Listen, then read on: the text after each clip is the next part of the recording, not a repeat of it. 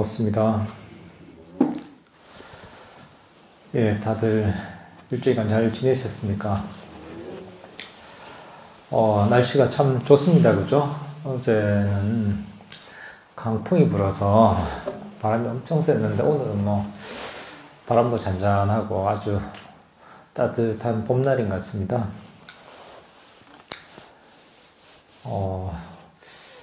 요즘은 이제 코로나도 조금 이제 잠잠해지고 있고 그렇죠, 그죠? 그래서 저희 보디아나 전원 같은 경우에도 다음 주 5월 10일이죠. 5월 10일부터 제가 정상적으로 법회를 진행을 하려고 합니다. 그러니까 다음 주까지는 온라인 법회만 진행을 하고, 그 다음 주 5월 10일부터는 저희가 정상적으로 법회를 진행할 예정입니다. 그동안 아무 일 없겠죠, 그죠? 예, 어쨌든 빨리 이런 이 바이러스 때문에 여러 가지 이제 고통받는 분들이 많은데, 바이러스 기운이 이번 4월을 마지막으로 싹 물러났으면 좋겠습니다.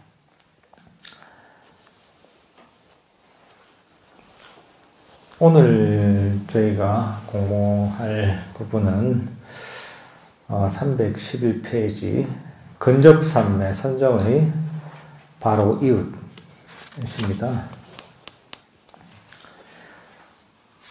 앞에서는 전번 시간에 선정을 통해서 벌어지는 장애에 대해서 배웠습니다. 명상을 하는 데 있어서 5가지 장애가 있습니다. 그걸 오장애라고 합니다. 감각적 욕망, 악의, 나태와 혼심, 들뜸, 후회, 의심, 이 5가지가 바로 우리를 괴롭게 만들고 우리의 평화를 깨는 그런 장애들입니다. 명상의 적이 뭐냐 할 때는 바로 이 5가지 장애가 바로 명상의 적이기도 하고, 이 5가지 장애가 고통의 원인이기도 합니다. 어떻게 보면 명상을 하는 목적이 이 5가지 장애를 완전히 뿌리 뽑기 위한 것입니다. 이 5가지 장애 같은 경우에는 선정에 들게 되면서 완전히는 아니지만, 뿌리까지 뽑히는 건 아니지만 일시적으로 완전히 사라지게 됩니다. 보통 이 선정을 본산매라고 얘기합니다. 아니, 아비담마랄까 이런 데서 설명을 할 때 이 산매를 3가지로 보통 얘기를 합니다. 찰나산매, 근접산매, 본산매, 이렇게 설명을 합니다. 흔히 찰나산매라고 하면은 아주 순간순간 유지되는 그런 산매를 찰나산매라고 하고, 그리고 본산매는 뭐냐? 본산매는 선정을 얘기합니다. 그러니까 선정이 들었을 때, 초선이든 사선이 들었을 때 이것을 본산매라고 하고, 그리고 본산매, 선정에 들기 직전과 그리고 나와서 선정에 들어왔다 나와서 5가지 장애가 일시적으로 완전히 가라앉아 있는 이런 상태가 유지되는 이때를 이제 근접산매라고 합니다. 그래서 찰나산매를 까니까 산마디, 근접산매를 우빠짜라 산마디, 그리고 본산매를 아빠나 산마디, 이렇게 얘기를 합니다. 근데 사실 이 산매라고 할 때 아까 찰나산매 얘기를 했지만은, 찰나산매는 사실 이게 말이 좀 이상한 겁니다. 이거는 산매라는 것 자체는 고요하게 마음이 멈춘 상태가 지속이 되는 상태를 얘기하는데, 찰나가 유지가 된다는 그 말이거든요. 이게 찰나 유지가 돼서 얘기를 한다는데, 이건 어떻게 보면은 어떤 산매를 개발해서 마음 챙김이 강해진 상태다, 이렇게 표현할 수 있어도, 그걸 이제 찰나 산매라고 할 수 있을까? 여기에 대해서는 제가 좀 조금 의문이 있습니다. 근데 그 앞에서는 저희가 이제 선정에 대해서도 많이 다뤄봤으니까 여기서는 그 선정과 아주 가까이 있는 그런 이 근접산매에 대해서 저희가 다룰 예정입니다. 저희가 명상을 통해서 점점 5가지 감각 영역이 사라지게 되고, 오감의 영역을 완전히 벗어나서 이 깊은 선정에 들게 됩니다. 이 선정에 들게 되면은, 5가지 장애도 완전히, 가라앉게 됩니다. 그리고 이때는 마음이 아주 고요하게 멈춘 상태이기 때문에 어떤 통찰이 그 상태에서 일어날 수가 없습니다, 이게. 그러니까 마음이 거의 얼음처럼 얼어버린 이런 상태이기 때문에 아주 강력하고 행복한 상태이긴 하지만은 그 통찰이 일어날 수가 없는 상태가 됩니다. 이 마음에서 어떤 마음을 비춰보는 이런 어떤 반조의 작용이 일어날 수가 없는데, 그럼 통찰은 언제 생기느냐? 이런 그 선정에 들어왔다 나왔을 때, 이제 그때는 어떠냐면은 선정에 들어왔다 나왔지만은, 이때도 선정에 들어있을 때처럼 5가지 장애가 상당히 오랜 시간 동안 일시적으로 가라앉게 됩니다, 이게. 그러니까, 아주 큰 바위로, 뭐, 풀이 있으면 풀을 콱 눌러주잖아요. 엄청나게 무거운 바위로. 그러면 풀이 납작해지잖아요, 그죠? 근데, 풀이 납작해져서 이제 그대로 땅에 탁 붙어 있는데 아주 무거운 걸 눌러놓으면, 근데 그 풀이 다시 이게 제대로, 납작한 것을 벗어나서 다시 정상적으로 회복이 되려면 시간이 걸리잖아요. 마찬가지로 우리 마음에서도 선정을 통해서 5가지 장애가 일시적으로 완전히 오랜 시간 동안 가라앉게 되면 그 선정에서 나와서 상당히 오랜 시간 동안 그 5가지 장애가 가라앉은 상태가 유지가 됩니다. 이때가 바로 근접산매 상태입니다. 그래서 이 경전에서도 보면 그런 표현이 나옵니다. 선정에 들어왔다 나와서 그렇게 되면 마음이 아주 청정하고 밝고 아주 깨끗하고 완전하고 부드럽고 다루기 쉽고 평온해진다. 이런 어떤 마음 상태를 가지고 번뇌의 소멸로 돌려서 부처님께서 완전한 깨달음을 이루었다. 이런 그 내용들이 경전에 나옵니다. 이게 바로 이제 근접산매 상태에서 마음을 비춰봐서 번뇌를 비춰봐서 통찰이 나서 어떤 깨달음의 이런 내용을 묘사한 그런 경전의 내용입니다. 근데 아까도 얘기했지만 이 근접산매의 상태가 선정이 들어가기 직전에도 근접산매 상태거든요. 예를 들면은 선정이 이런 어떤 피크에 있는 상태라면은 그걸 단박에 가지 못하잖아요. 어떤 과정을 거쳐서 이렇게 선정이 들었다가 다시 이렇게 나오게 되는 것이잖아요. 그러니까 선정에 들어오기 직전에 어떤 상태도 근접 산매의 상태라고 할 수 있습니다. 그러니까 명상을 하면서 우리 마음의 순수한 마음의 어떤 반영인 니미타가 나타났을 때 그 니미타와 아주 편안하게 행복하게 오랜 시간 머물 수 있는 이런 정도가 되면은 그 상태에서도 5가지 장애가 거의 가라앉는 상태가 유지가 되게 되는 것이죠. 선정까지는 아니더라도. 그렇지만은 이런 선정은 사실은 좀 굉장히 불완전합니다. 아주 불완전해서 이때의 근접산매를 가지고 마음에서 어떤 마음을 비춰보면서 반조를 한달까 이런저런 통찰을 일으키려고 노력을 하게 되면은 오히려 이제 그 상태에서 마음이 혼란해지거나 마음의 고요가 깨지기가 쉽습니다. 그래서 부처님께서도 이런 어떤 상태에서 법에 대해서 속보를 하는 것, 이게 여러 가지 이제 문제가 많다고 얘기를 하십니다. 왜냐하면 이 근접산매 상태가 아주 불안정한 상태이기 때문에 그런 거죠. 불안전하고 또 아주 깨지기 쉬운 상태이기 때문에 그렇습니다, 이게. 근데 보통 명상을 하다가 마음이 아주 고요하고 평온해지고 이렇게 돼서 한 근접산매, 선정이 들기 전에 근접산매 비슷한 상태가 되게 되면, 보통은, 뭔가, 내가 알지 못했던 통찰들이 막 일어나기 쉽습니다. 막 일어나서,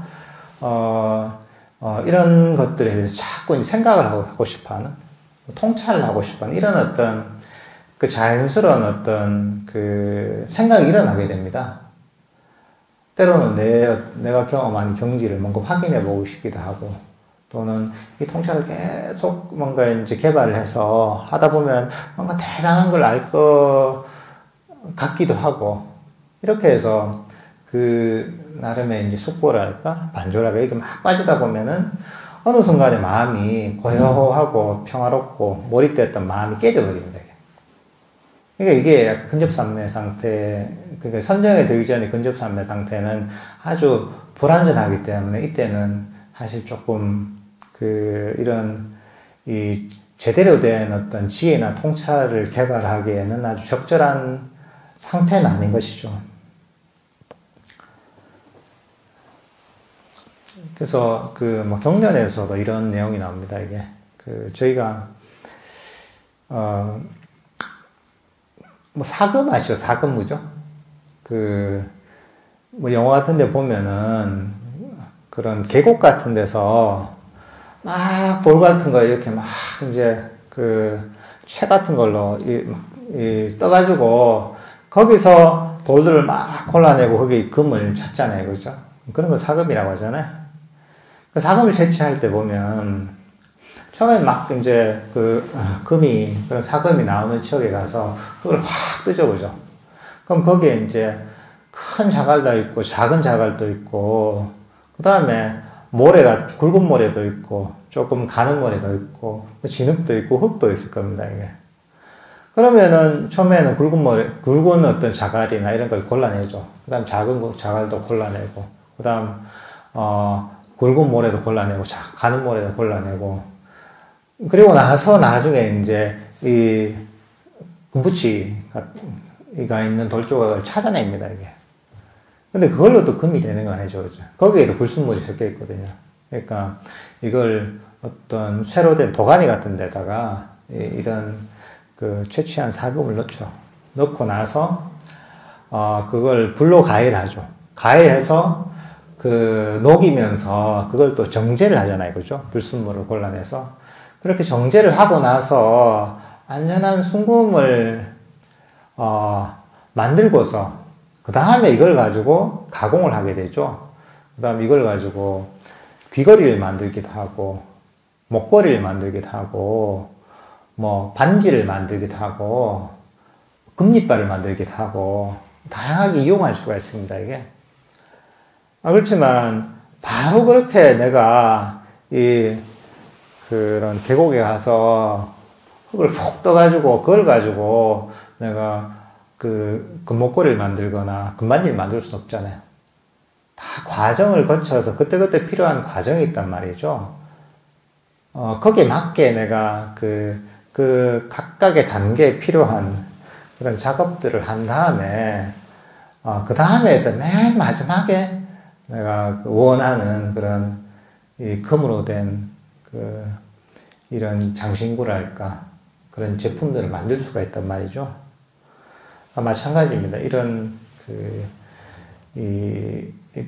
제대로 된 통찰을 기른 숙고가 일어날 수 있는 것, 제대로 된 통찰이 일어날 수 있는 단계는 언제냐면 선정이 들고 나와서 그 다음에 경험하게 되는 근접산매 상태, 5가지 장애가 일시적으로 완전히 가라앉는 이 상태라야지 그때서야 이제 그야말로 깨달음의 이런 독과에 이르는 그런 통찰이 일어날 수 있는 그런 상태가 되는 것이죠.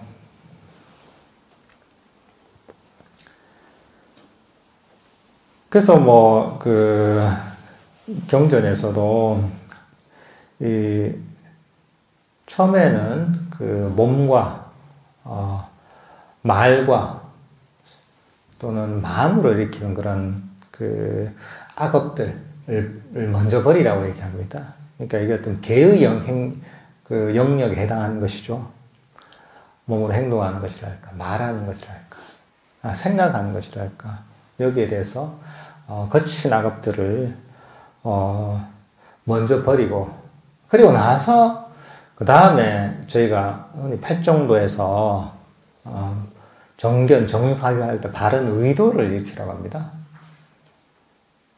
어떤 게 바른 의도냐, 욕망을 버리고서 놓아버리는 의도.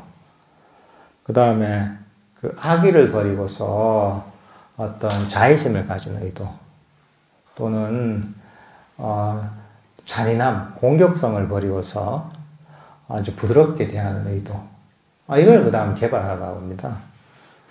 그 다음에 이제 이걸 좀 버리고 나면 그 두드러진 게, 친지나 가족에 대한, 이제 그런 집착이나 애착,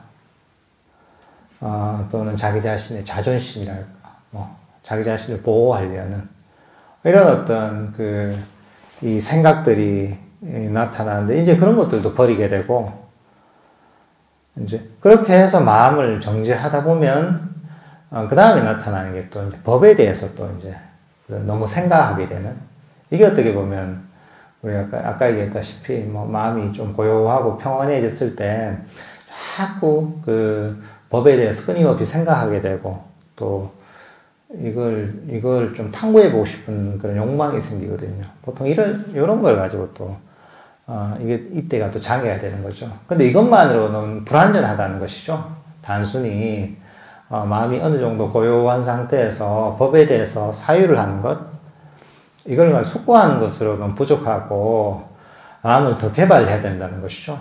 명상 주제를 가지고 마음을 아주 평화롭게 만들고, 또 아주 복잡한 마음을 아주 단일한 상태로 만들면서 몰입하게 만들어서 그 깊은 어떤 삶에 들게 하는 그런 어떤 수행의 과정이 필요하다는 것이죠. 그리고 그 다음에 이제 그런 어떤 깊은 삶의 바른 삶의 선정에 들고 나와서 그런 5가지 장애가 일시적으로 완전히 가라앉은 마음이 아주 청정하고 고요하고 몰입되고 단일하게 되고, 그리고 부드럽고 다루기 쉬운 이런 상태가 됐을 때 그걸 가지고 이 통찰을 일으키는 이런 과정을 거쳐야지 궁극적으로 깨달음에 이를 수가 있다는 것이죠. 근데 아직까지 그 정도 선정에 들거나 이런 상태가 안 됐는데, 지나치게 막 법에 대해서 너무 생각을 하잖아요. 이제 그럴 때가 되면 이게 불만족이랄까, 5가지 장애를 다시 일으킬 수가 있다는 것이죠. 그 다음에 나온 내용은 뭐냐면, 이 선정과 통찰에 관한 내용, 선정과 치에 관한 내용을 어떤 일화로서 이제 비유로서 이렇게 설명해 놓은 이런 부분입니다. 아주 옛날에 아주 훌륭한 대단한 위대한 전륜성화가 있었답니다. 근데 그 전륜성화에 있는 도시의 이름이 열반이라는 도시에 그런 전륜성화에 살고 있었답니다, 이게. 근데 이 전륜성왕에게는 아들이 있었어요. 어린 아들이 있었는데, 아주 아들을 사랑해서 이 아들에게 이제 왕국을 줘야 되겠다고 생각을 하고 있었죠. 근데 그러려면 사실은 이 왕국을 통치를 하려면은 일종의 이제 황제 교육이 필요하잖아요.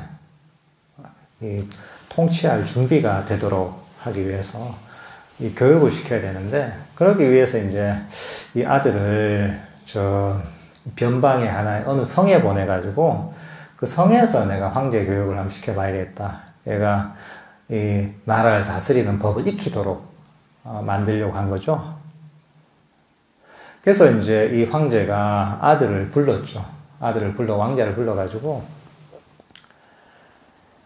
내가 이제 네가 다음에 이 황제의 자리를 물려받아야 되는데 너도 지금부터 이런 경험이 필요하다. 그러니까 저 변방에 있는 성에 가서 한번 그 성을 직접 통치를 해봐라 이럽니다. 그러니까 내가 그동안 여기서 가르치는 대로 착실하게 성실하게 백성들을 위해서 열심히 해봐라 이러니까 아들이 아주 착한 얼굴로 아버지한테 알겠습니다. 내가 최선을 다해서 아주 성실하게 내가 일을 하겠습니다. 이랬어요. 근데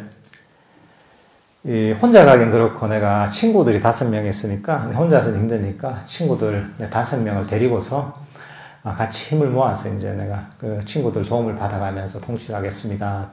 이러고서 이제 그 왕자가 5명의 친구들과 함께 저 변방의 성으로 갑니다. 그 성을 통치를 하기 위해서. 그래서 이제 성에 도착하자마자 그 왕자가 뭐 어떻게 했겠습니까? 이제 그 왕자가 이제 성에 도착하자마자 얼굴이 싹 변하면서 미소를 탁 띄우면서 지금부터 이제 파티 타임이다 이러면서 파티 타임이라 이러고 근데 그동안 아버지 밑에 있다 보니까 한 번도 내가 자유롭게 놀질 못했잖아요. 아버지가 훌륭한 왕이니까 얼마나 엄격하게 있겠어요. 근데 그 변방에 오니까 아버지가 엄청 떨어져 있잖아요. 그리고 자기는 그 성을 통치하는 그 지도자니까 친구들도 이제 같이 왔잖아요. 5명 친구가. 그때부터 이제 막 이 밤낮으로 파티를 벌이기 시작한 거죠. 뭐 술, 음악, 여자 이렇게 해서 매일 밤낮으로 계속 이제 파티인 거예요. 그러니까 이제 뭐 나라 그 성을 다스리는 아무 관심이 없었던 거죠. 그러니까 어떻게 했어요? 원성이 자자했겠죠. 그러니까 이제 그 성에서도 안 되겠다 싶어서 그 황제한테 좀 찾아갑니다. 이게 이쪽 성을 대표하는 사람들이 찾아가서 하소연을 합니다. 이게 황제님, 왕자님 와서 지금 난리도 아닙니다. 이게 밤낮으로 맨날 파티를 벌이고 종일 술만 마시고 정사를 돌보는데 아무 관심도 없고 이게 도저히 안 되겠습니다. 저희 못 살겠습니다. 이러는 거죠, 이제. 그래서 이제 황제가 이제 안 되겠다 싶은 거죠, 이게. 이 버릇을 제대로 고쳐가지고 이번에 제대로 가르쳐야 되겠다고 생각을 한 거죠. 그래서 황제 신하 중에 한 대신이 있었는데 아주 현명한 아주 훌륭한 대신이 있었습니다. 이게 지혜로운 대신이 있었는데 그 대신을 이제 불렀죠. 불러서 얘기를 합니다. 이제 지금 왕자가 지금 처음으로 집을 떠나가지고 저 변방의 성으로 가더니 하라는 그런 통치는 하지 않고 맨날 먹고 마시고 놀기만 한다고. 저 황제를, 저 아들을 잘 가르쳐러 가서 하니까 이 아주 지혜로운 대신이 얘기를 하는 게, 황제님, 내 혼자 가서는 절대 안 됩니다. 말을 안 들으실 겁니다. 그러니까, 황제님, 그 중에 우리 나라에, 진짜 무예가 가장 뛰어난 대장군이 있지 않냐고. 그 대장군님을 같이 가야지. 저하고 대장군님 이 2명이 같이 가야지, 이 왕자님을 제대로 가르칠 수가 있습니다. 이럽니다. 그래서 이 황제가 아주 지혜로운 대신과 그런 아주 용맹한 대장군을 같이 보냅니다. 그 성으로.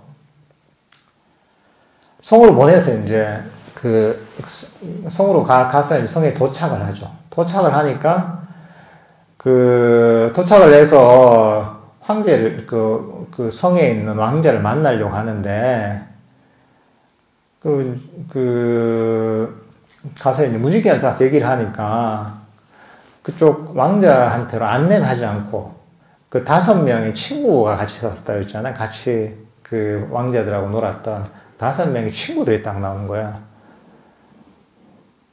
이게 되게 불손한 태도로 도대체 뭐냐고, 뭐 때문에 왔냐고. 그러니까 그 대신, 아주 지혜로운 대신이 자초지의 지정을 얘기를 하죠. 황제께서 보내서 왔고, 황제를 좀, 왕자를 가르치기 위해서 이렇게 왔다고 하니까, 이 5명 친구들이 얘기를 하는 게 뭐냐 하면은, 무슨 얘기를 하냐고, 우리는 여기 다 잘 다스리고 있고, 왕자는, 또 우리들이 잘 왕자를 보필하고 있다고, 더 이상 볼 일 없으니까 다시 돌아가시라고, 이렇게 얘기를 합니다, 이제. 이 5명의 친구들이. 그러니까 이제 그 얘기를 듣고서 이제, 그, 옆에 있던 대장군이 칼을 쫙 빼듭니다. 칼을 쫙 빼들어서 이제, 이 칼을 탁 이렇게 빼들어서 이제 목에다 5명 친구 목에다 탁 갖다 댑니다. 이러니까 이제 이 5명 친구들이 사색이 돼서 그대로 그 주랭랑을 칩니다. 이게. 그리고 나서 이 2명의 대신이 왕자 앞으로 갑니다. 왕자 앞으로 가서 그 중에 이제 아주 지혜로운 대신이 또 얘기를 하죠. 지금 황제께서 걱정을 많이 하신다. 너무 이런 성의 국정은 돌보지 않고 너무 방탕하게 살아서 그 많은 사람들이 이런 원성이 자자해서 황제께서 왕자를 좀 가르치시라고 통치하는 방법을 이렇게 해서 보냈다고 하니까 왕자가 말을 안 듣습니다. 이게 뭐냐고, 내가 왕자인데 내가 그 당신들 얘기를 왜 듣냐고. 내가 이 나라 2인자인데 왜 내가 대신에 얘기를 듣냐고. 이렇게 또 막 그 고래고래 고함을 칩니다, 이게. 그리고 나니까 이제 다시 이제 또 이 장군이 나섭니다. 장군이 나서서 칼을 쫙 빼들어서 이제 이 칼을 가지고 이 왕자의 목에다 탁 갖다 댑니다, 이게. 왕자 머리를 탁 잡고서 이 칼을 목에다 탁 갖다 대죠. 그러고 나니까 왕자가 이제 완전히 사색이 됐죠, 이제. 핏기가 하나도 없어진 상태로. 다시 이제 이 상태에서 이제 대신에 얘기를 하죠. 지금 황제께서 이런 얘기를 하셨는데, 제 얘기를 들으셔야 되겠죠 하니까, 왕자, 아이고, 들어야죠. 이렇게 이제, 그때서야 이제 고분고분해져서 말을 듣겠다고 얘기를 합니다. 그래서 대신이 이제 그 왕자를 가르치기 시작합니다. 그 상태에서는 이제 그 장군이 왕자의 목에 칼을 대고 있는 상태인 거죠. 이제 그 상태에서 이제 그 대신이, 아주 지혜로운 대신이 이 왕자를 쭉 가르칩니다. 가르쳐서 어떻게 통치해야 되고, 어떻게 이 통치자가 행동을 해야 되고, 또 통치자의 어떤 그 원칙은 무엇이고, 또 어떤 자세를 가져야 하고, 다양한 어떤 방식으로 이 통치의 기술을 가르칩니다. 통치자의 태도를 가르치고. 이제 그렇게 해서 이제 왕자가 개가천선을 하게 됩니다. 개가천선을 하게 돼서 이 성을 변경해, 본인이 이제 갔던 그 성에서 성을 아주 훌륭하게 통치를 하고, 나중에는 이 왕자가 결국에는 황제의 지위를 이어받아서 이 황제가 되게 됩니다. 여기서 이 전륜성왕 황제는 바로 부처님을 얘기합니다. 그리고 처음에 방탕하게 지내다가 나중에 개가천선하게 되는 왕자는 부처님의 제자, 수행자를 얘기합니다. 그리고 이 현명한 대신, 지혜로운 대신은 통찰을 얘기합니다. 통찰 또는 지혜를 얘기합니다. 그리고 이 칼을 가지고 그 왕자의 친구들과 또 왕자를 위협했던, 무력으로 제압했던 이 대장군은 선정을 얘기합니다. 삼매를 얘기합니다. 그리고 왕자와 함께 이렇게 함께 방탕하게 놀았던, 파티를 벌였던 이 5명의 친구들은 5가지 장애를 얘기합니다.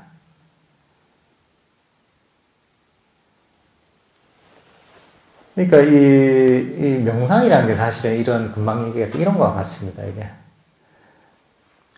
이 왕자, 그러니까 처음에 왕자의 친구들을 이 대장군이 제압을 했잖아요. 그러니까 이 선정, 바른 삼매를 통해서 이 5명의 친구로 비유되는 5가지 장애를 없애는 겁니다. 가라앉히는 것입니다. 그리고 그런 다음에 이제 이 왕자를 또 말 안 듣는 왕자를 또 이 대장군이 무력으로 제압을 하잖아요. 이게 어떻게 보면은 선정에 드는 것, 바른 삼매에 드는 것을 얘기합니다. 그리고 이제 이렇게 된 다음에, 그러고 나면 어떻게 됩니까? 이 왕자가 말을 들을 준비가 돼 있잖아요. 이때가 뭐냐면, 이 선정에 들어갔다 나와서 근접삼매에 들어있는 상태가 되는 것이죠. 선정에 들어갔다 나와서 5가지 장애가 완전히 가라앉은 근접삼매에 들어있는 상태가 이때인 것이고, 그리고 이때 대신이 이런저런 통치의 기술을 가르치잖아요. 통치자의 자세를 가르치잖아요. 이것이 뭐냐면 그런 통찰, 지혜라고 할 수가 있는 거죠. 어떻게 표현하면 이게 위파사나라고 할 수도 있는 거죠. 이런 과정을 거쳐서 결국은 왕자가 황제의 지위를 이어받잖아요. 그죠? 그게 바로 깨달음이라는 것이죠. 그러니까 이게 이 삼매와 통찰 또는 선정과 지혜를 통해서 이 수행자가 5가지 장애를 가라앉히고 선정에 들고, 그리고 난 다음에 이 통찰을 일으켜서 그리고 나서 완전한 깨달음에 이르는 것입니다. 여기서처럼 이 왕자를 제대로 교육해서 황제가 되게 만들게 하기 위해서는 이런 무력을 가진 장군만 보내서는 안 되겠죠, 그죠? 장군만 보내면 이거 위협은 하겠지만은 뭐를 가르쳐야 될지 모르는 거죠. 어떤 것이 제대로 된 통치자의 자질인지, 또는 통치자가 어떤 능력이나 기술을 갖춰야 되는지에 대해서 모르겠죠, 그죠? 그렇다고 이 말로 그렇게 설명한 대신만 보내서는 안 되겠죠. 대신을 보내면은 아마 처음에 5명의 친구들한테 쫓겨났을 거예요, 이게. 그러니까 이 2명, 그러니까 이제 이 현명한 대신과 또는 그리고 아주 강력한 힘을 가진 장군이 함께 가야지 이런 왕자를 제대로 가르칠 수 있는 것처럼 이 선정과 지혜, 삼매와 통찰을 동시에 갖춰야지 수행자가 제대로 수행해서 부처님처럼 완전한 깨달음에 이룰 수 있다는 것이죠.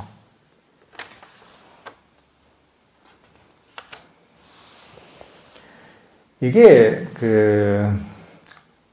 이 경전에 나오는 선정과 지혜, 때로는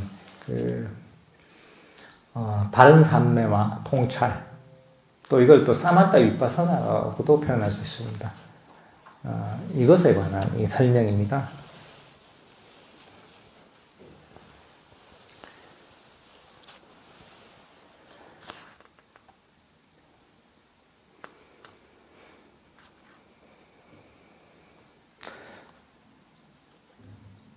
그 다음 이제 뒤에 나오는 얘기는 뭐냐면, 이 종취는 막대에 관한 어떤 설명입니다. 우리도 이 싱잉볼 있잖아요. 싱잉볼, 그죠? 싱잉볼에 막대기가 있었는데, 어쨌든 뭐, 여기 종치는 막대, 싱잉볼 아까 어디 있네? 예, 예, 그 치는 거 하나 좀 갖다 주시겠어요? 예.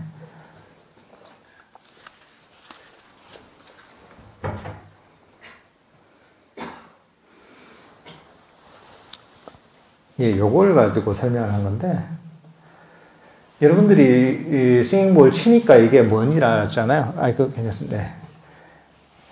근데 처음 이걸 봤다면 어떻게 생각했습니까? 이게 도대체 뭐지? 이 다듬이 감각인가? 이게 뭐지 이게? 안 맞는 거, 이렇게 똑똑똑 때리가 안 맞는 건가? 옛날에 이제, 요즘이야, 그 학생들한테 처벌이 없지만은, 옛날 같으면 손바닥 때리잖아. 이게 손바닥 때리는 회초리인가? 뭐지, 이게? 이걸 뭐 어떻게 설명하겠습니까, 이게? 용도를 모른다면은. 그냥 뭐 이렇게 설명하지. 위에는 약간 이제, 이거 뭐, 색깔이, 밑에 나무고, 위에는 가죽 같은 걸 덮대는 못이다, 이렇게 할 수도 있는 거고, 원통형의 못이다, 이렇게 할 수 있는 것이고, 나무 색깔이 조금 진한, 나무로 된 못이다, 이렇게 얘기할 수 있는 것이고, 그러면 이걸 가지고, 칼국수를 할 때 이렇게 하는 거 뭐라지, 이게? 홍두깨를 할 사람도 있는 거, 작은 홍두깨를 할 수 있는 사람이고, 그러니까 이게 사실은, 어떻게 보면 다들 이름이잖아요. 근데 이게, 싱잉볼 칠 때는 싱잉볼을 치는, 이게 막대기다, 이렇게 표현하잖아요. 그런데, 우리가 그걸 모를 때는 이것을 표현한 언어라는 게 무한대가 되는 거죠. 그건 단어가 무한대가 되는 것이죠. 그러니까 이 언어라는 것 자체는 이런 어떤 대상의 아주 단면만을 표현해 주는 것이지, 이 실제를 표현하는 건 아니라는 것이죠.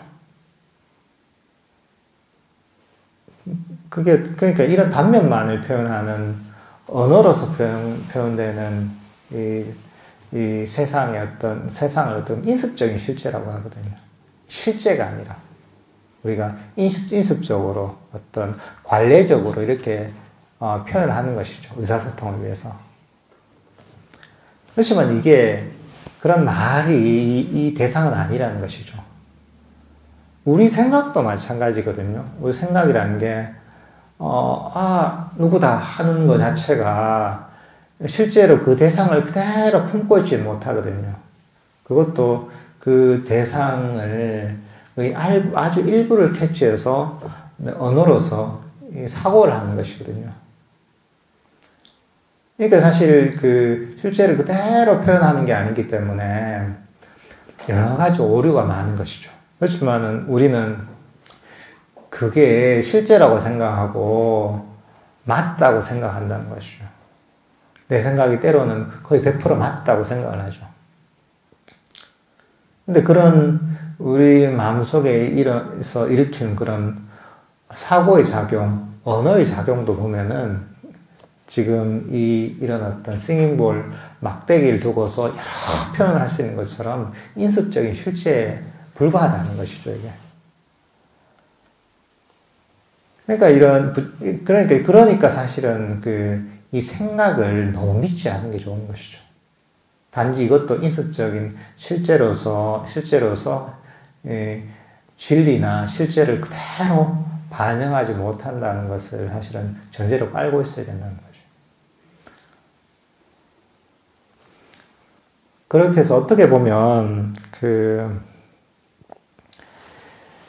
이 앞에서 얘기했던 5가지 장애가 있잖아요. 이 5가지 장애를 명상을 통해서 완전히 가라앉혀야만이 그런 인습적 실제의 세계에서 사실은 벗어날 수가 있습니다. 이게 우리의 어떤 이 관념을 왜곡을 하거든요. 필터링을 하는 것이죠. 내가 파란색 색깔의 선글라스를 끼고 있으면 세상이 파랗게 보이잖아요. 그죠? 빨간색 선글라스를 쓰고 있으면 빨갛게 보인단 말이죠. 그 렌즈가 빨간색이면. 내가 보는 대로 세상이 왜곡되게 보이는 것이죠. VR을 보는 세상은 VR의 세계로서 보이게 되는 것이죠. 그게 아니라 여기서 내가 망원경을 보게 된다면은 망원경을 가지고 왜곡된 이 세상이 보이는 것이죠, 이게.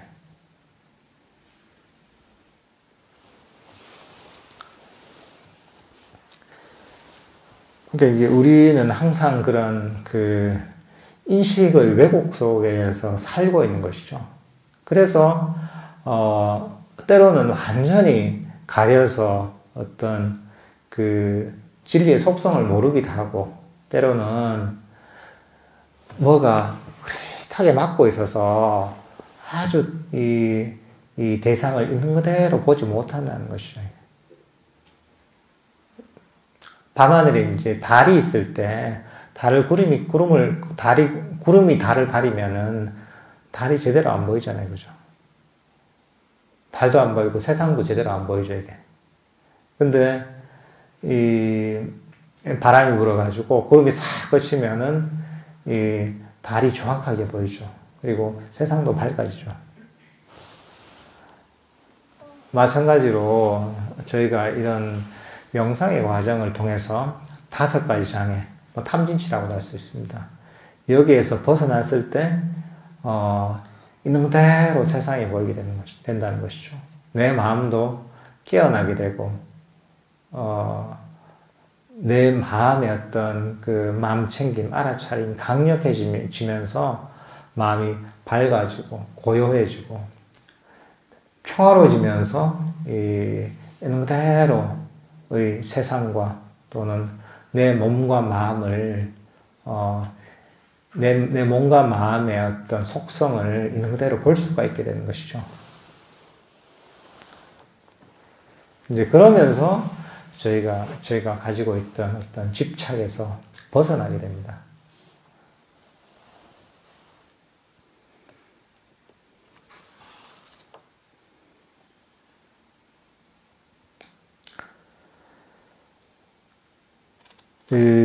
그리고 명상을 하는 과정에 있어서는 점점 더 어떻게 보면은 대상을 훨씬 더 정확하게 볼 수가 있습니다. 이게 특징입니다. 이게 여러분들이 그냥 그 평소에 뭐 산책을 간다 이럴 때하고 집중 명상을 한 3일 정도 한 다음에 그 다음 산책을 간다 이럴 때 그 보이는 세상이 완전히 다릅니다. 똑같은 어떤 내가 산책길이 있어도 밖에서 내가 일하고 와서 피곤하고 정신이 어수선한 이런 상태에서 내가 그런 산책길을 걷는 거하고, 그게 아니라 오랫동안 명상을 해서 몰입이 된 그런 상태, 오래 머물러 있다가 산책을 할 때는 보이는 대상이 완전히 다릅니다, 이게. 그러니까 명상을 하고 나서 보는 어떤 걷는 그런 산책길이 훨씬 더 생동감 있고, 더 생명력 있고, 더 자연의 아름다움을 느낄 수가 있습니다, 이게. 그게 왜 그러냐면, 결국 우리 마음이 밝아지고, 마음이 행복해졌기 때문에, 내가 보는 그런 산책로의 모습들도 바뀌는 것이죠, 이게. 어떻게 보면 이게 내가 나를 괴롭히던 필터가 많이 걷어져서 그런 것이죠. 여러분들이 누구하고 싸웠다.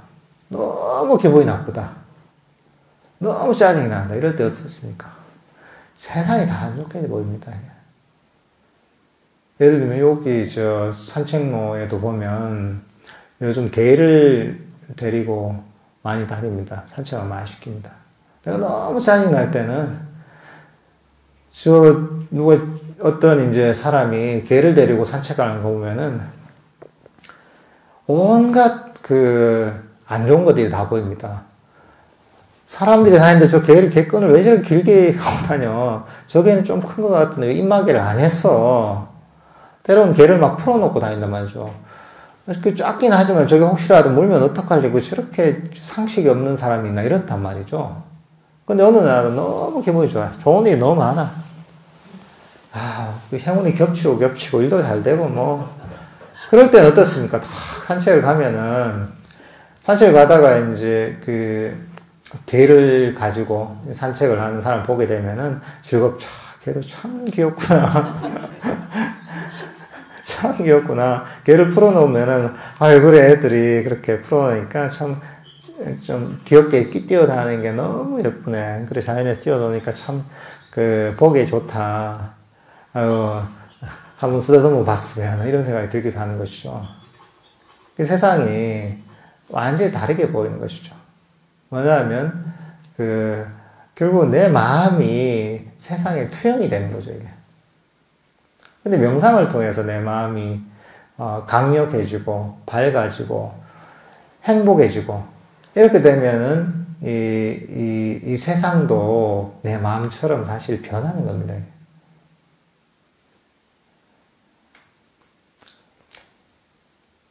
그래서 사실 이런 어떤 명상을 통해서 또는 이런 한거를 하면서 좀 오래 지내는 경우에도 보면은 그 자연의 어떤 섬세한 변화들을 잘 알게 됩니다, 이게. 어떻게 보면 이게 내 마음이 복잡하지 않아서 그런 것도 있거든요. 내 마음이 이런저런 생각이나 고민들로 복잡해졌을 때는 이 복잡한 상황 때문에 이 대상이 그대로 안 들어옵니다, 이게. 근데 그게 아니라 내 마음에서 이런저런 먼지들이 싹 다 가라앉은 상태에서는 이 대상들이 들어올 공간들이 있는 거예요, 이게. 공간들이 있기 때문에 그 대상들을 아주 섬세하게 깊이 관찰할 수가 있는 내 마음에 또 여유가 있습니다, 이게.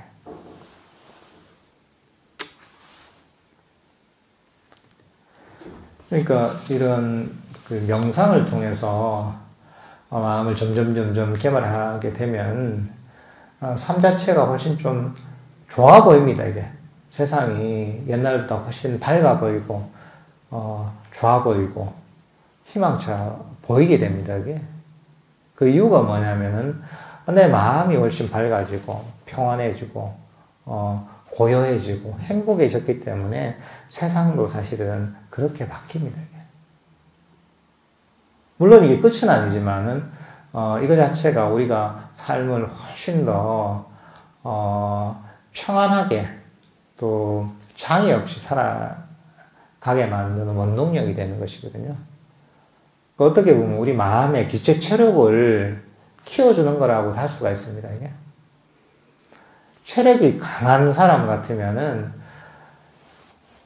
뭐 일 좀 하고, 늦게까지 일하고, 조금 무리를 해도 체력이 좋은 사람들은 거뜬하잖아요, 그죠? 크게 뭐, 후유증도 없고, 잠깐 쉬면 금방 회복이 되잖아요. 근데, 저질 체력이다, 이게. 저질 체력인 사람은 어떻습니까? 조금만 일하고, 조금만 무리해도, 금방 넉다운이 되고, 그게 반복이 되면 금방 병이 생기잖아요. 그 명상 자체가 어떻게 보면, 이 세상을 편안하게 살아갈 수 있는 마음의 기초 체력을 아주 강력하게 해준다고 할 수가 있습니다.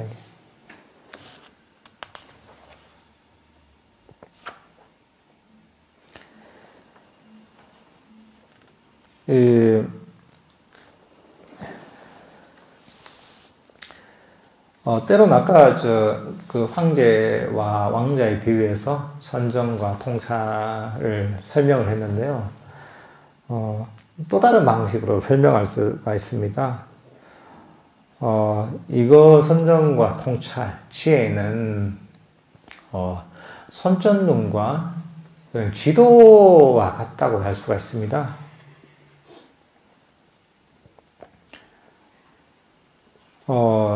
어두운 상황에서 어떤 길을 찾아 나가려면은 일단 밝은 손전등이 있어야죠. 앞을 비출 수가 있잖아요. 그래야 내가 나갈 수가 있습니다. 그리고 그래야지 앞에 게 보입니다. 근데 만약에 어디로 가야 되는지 모르잖아요. 그러면 손전등이 있어도 소용이 없잖아요. 밝게 비추면 뭐합니까? 내가 어디로 가야 될지 모르는데. 그럴 때 사실 지도가 있어야 되잖아요. 지도가 있어야지 내가 원하는 어떤 목적지를 정확하게 알고 나서 그 다음에 손전등을 가지고 그걸 비춰봐야지 내가 원하는 목적지에 도달할 수가 있잖아요. 어떻게 지도는 어떻게 보면 이게 지혜, 통찰, 법에 대한 이해라고 할 수가 있습니다. 손전등은 앞길을 밝혀주는 손전등은 바로 삼매, 선령이라고 할 수가 있습니다. 그러니까 이 손전등과 지도가 있어야지 내가 어둠을 헤치고 목적지에 정확하게 도달할 수 있는 것처럼 이런 내가 마음을 어떻게 개발해야 되는지, 어떤 식으로 마음을 개발해서 나아가야 되는지 비춰주는 그런 지혜, 통찰과 그리고 어두운 앞길을 강력하게 밝게 비춰주는 그런 이 손전등인 삼매, 선정이 함께 결합이 됐을 때, 그럴 때 저희가 원하는 목적지인 괴로움에서 완전히 벗어난 깨달음을 이룰 수가 있다는 것입니다.